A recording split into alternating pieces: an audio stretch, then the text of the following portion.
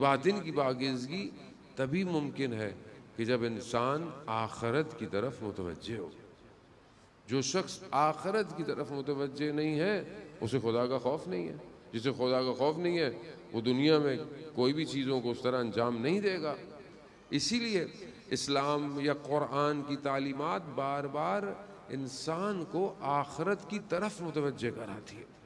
سید الشہداء امام جب عمر سعد لعین سے گفتگو ہے اور آخری گفتگو میں جہاں دیکھا کہ وہ نہیں مارا تو کیا کہا, کیا تیرا آخرت پر ایمان نہیں ہے؟ اگر باقی چیزیں نہیں ہیں تو آخرت پر تو ایمان ہونا چاہیے.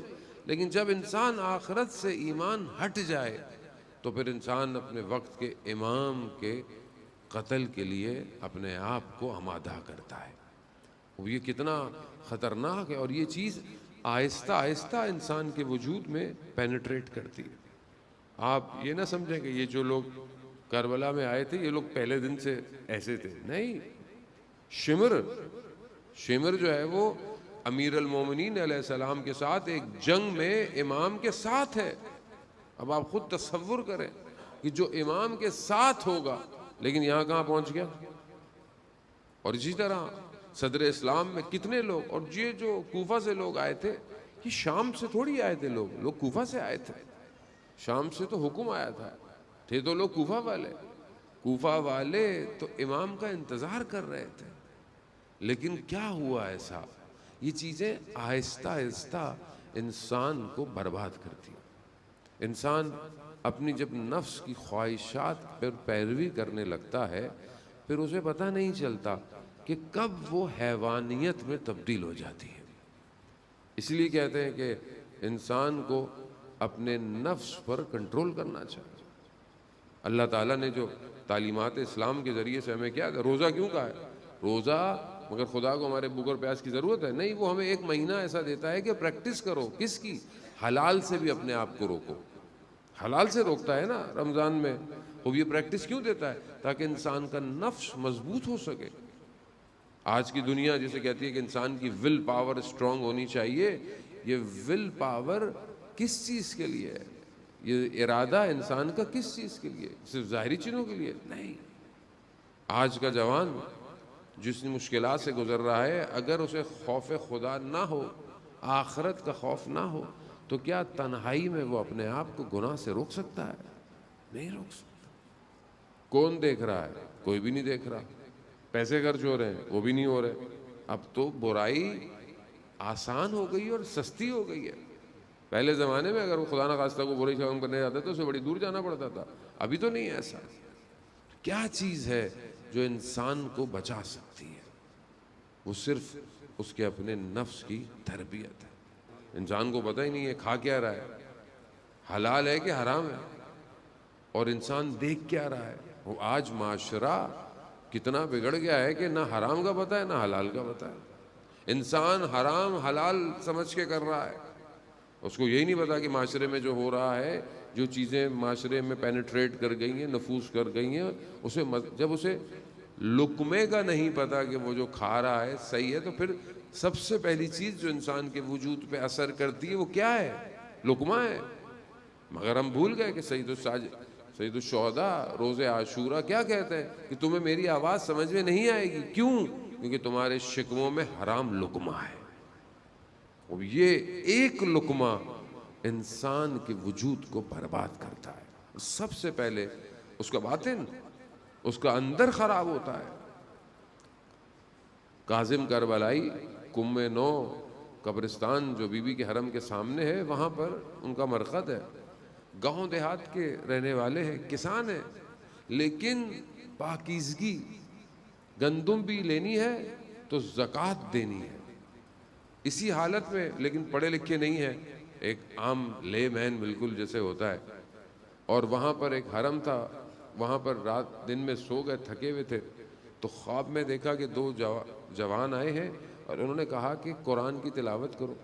تو میں نے کہا مجھے قرآن پڑھنا نہیں آتا, میں پڑھا لکھا نہیں ہوں. تو انہوں نے کہا تمہارے ہاتھ سینے پہ رکھا, کہا اب پڑھو. تو قرآن پڑھنا شروع کیا. جب آنکھ کھلی تو دیکھا کہ قرآن کی تلاوت کر رہے ہیں, اور قرآن پورا حفظ ہو گیا. اپنے جو عالم تھے گاؤں کے وہاں گئے, تو انہوں نے سنا، وہ بھی پریشان ہوئے. اس زمانے میں آیت اللہ بروجردی مراجع بزرگ تھے پورے، ان کے پاس لے کے گئے، انہوں نے بھی ٹیسٹ لیا تو کہا یہ تو اس کو قرآن حفظ ہو گیا ہے. اب جب پڑھے لکھے نہیں تھے، عربی کتابیں دیتے تھے جس پہ عربی لکھی ہوتی تھی، اور جہاں قرآن کی آیت ہوتی تھی وہیں انگلی رکھتے تھے. تو کہا آپ تو پڑھے لکھے نہیں ہیں، آپ کو کیسے پتا کہ یہ قرآن کی آیت ہے؟ کہا جہاں قرآن ہے وہاں سے نور نکلتا ہے، مجھے نظر آتا ہے. ایک دن کہیں کھانے پر گئے، واپس آئے تو دیکھا قرآن بھول رہے ہیں. تو انہوں نے پوچھا یہ کس کے گھر پہ کھانے پہ لے کے گئے تھے؟ تو کہا یہ خمس دیتا ہے کہ نہیں دیتا؟ ظاہر ہے خمس مال امام ہے، جب کوئی کھائے گا تو جائز تھوڑی ہے، حرام ہو جائے گا. تو بس وہی ہوا. کہتے ہیں خود انگلی ڈال کر کہہ کی تاکہ کھانا باہر نکلے.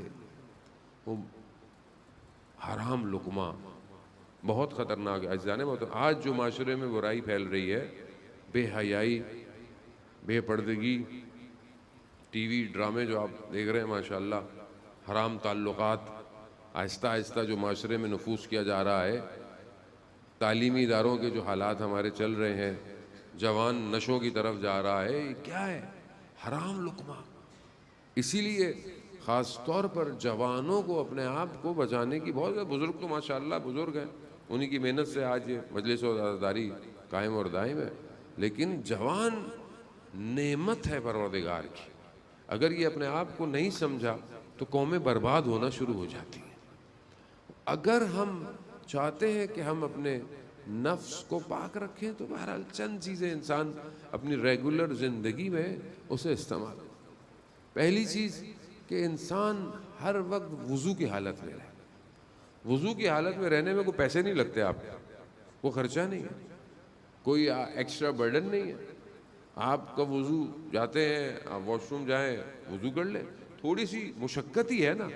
لیکن وضو کی حالت میں رہنے سے کم از کم یہ ہوگا کہ آپ ہر وقت عبادت کی حالت میں. ایک اچھا، جب انسان وضو میں ہوتا ہے تو اگر کوئی غلط خیال آ رہا ہو تو آدمی کیا کہتا ہے؟ بھائی میں وضو میں ہوں. ذرا خود اپنے آپ سے کہتا ہے نا میں وضو میں ہوں، میں ذرا نماز پڑھنے جا رہا ہوں، وضو میں ہوں. وہ آٹومیٹک انسان کے اندر ایک پاور جنریٹ ہو جاتی ہے. پھر وضو کی حالت میں رہنے سے انسان کے رزق میں اضافہ ہوتا ہے، انسان کے مانوی رزق میں اضافہ ہوتا ہے. وضو کی حالت میں رات کو سو جائے تو ساری رات اس کا سونا عبادت میں شمار ہوتا ہے. انسان کتنے گھنٹے سوتا ہے؟ 4 گھنٹے 5 گھنٹے، جو بھی بہرحال سوتا تو ہے نا آدمی. اور یہی 4-5 گھنٹے اگر آپ عبادت میں سوئیں، یعنی پبلک تو ہماری یہاں واٹس ایپ دیکھ کے سوتی ہے اور اٹھتی بھی ہے تو واٹس ایپ پہ اٹھتی ہے کیونکہ کہیں کوئی بات رہ نہ جائے. خوب یہ تو انسان ایسی ہے، انسان تو پھنس گیا ہے آج کل، انسان گرفتار ہو گیا ہے. گناہ اتنا زیادہ ہو گیا ہے کہ انسان کو پتہ نہیں ہے. جوان باز کہتے ہیں اٹھا نہیں جاتا صبح. اٹھا کیوں نہیں جاتا؟ کیونکہ روح کو آپ نے بھاری کر دیا ہے. یہ روح آپ کو اتنی بھاری ہو گئی ہے کہ آپ ہلکے سوئے، استغفار کر کے سوئے. اہل بیت کو تو مانتے ہیں مگر اہل بیت کی نہیں مانتے، سب سے بڑا مسئلہ یہ ہے. ورنہ آپ دیکھیں کہ حضرت فاطمہ زہرا سلام اللہ علیہ، اللہم صلی علیہ، بی بی کے جو فرامین ہیں اس میں سے ہے نا کہ رات کو وضو کر کر 3 دفعہ سورہ توحید پڑھنا، ایک قرآن کو ختم کرنا، تسبیح حضرت زہرا پڑھنا، صلوات پڑھنا. خوب یہ کتنی دیر کا کام ہے انسان کے لیے؟ مگر اگر انسان کو اپنی قدر ہو تو کرے نا، اور انسان کو یہ پتا ہو کہ اس نے اس دنیا سے جانا ہے. یہ تو پتا ہے جانا ہے لیکن تیار کوئی نہیں ہے. ہم کتنے لوگوں کو دفناتے ہیں لیکن یہ بھول جاتے ہیں کہ ہمیں بھی کوئی ایک دن دفنائے گا اور ہم اس کی تیاری نہیں کر رہے. عزیزان محترم، کیونکہ بہرحال زندگی نعمت ہے پروردگار.